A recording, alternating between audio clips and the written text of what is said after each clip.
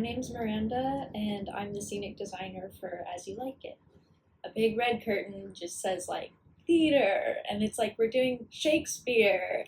We wanted the red curtain to be able to give us a setting that was not like the really cold kingdom and not the magical forest of Arden, but somewhere that like Jacques could speak directly to the audience and like say, here's how we relate to you. Throughout the course of the show, while we're not necessarily going through a year like chronologically, the mood of the show evolves from like the cold kingdom, which is winter, and then when we first go into the forest of Arden, it's springtime and like finding new love, and then we're in summer in Arden, and it's like this heat and passion and relationships building and like figuring out what our connections mean.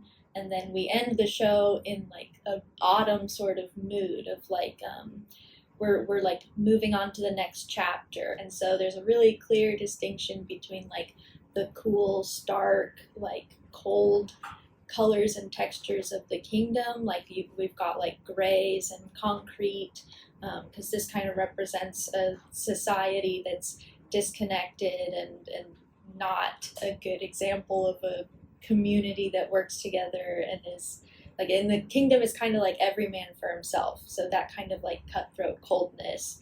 And then the forest of Arden is like this magical place where everyone is a community and works together and like relies on each other to survive. And it's this warm magical place full of like green colors and vibrant tones and like soft textures. Like we've got string all throughout the set, which gives, I think, like a softness to the feeling of Arden. I like to think that coming from an engineering background, and I studied mechanical engineering, so like dealing with more tangible stuff, I like to think it makes me better at designing things that can be produced realistically. So instead of just drawing a picture that's maybe impossible to build, I try to think about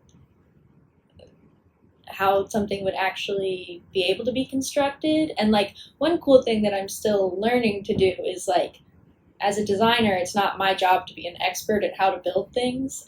So it's like relying on my technical director and the technical team to be able to produce the things that I can imagine. So I think that having an engineering background gives me a good balance of being able to design things that can be real, but still the freedom to imagine beyond what I am like only myself able to create.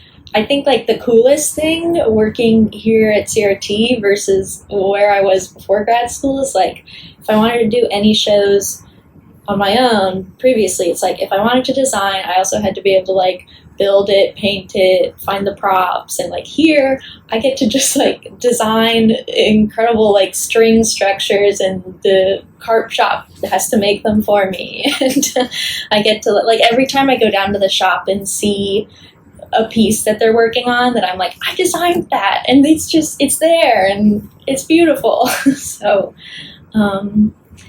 yeah.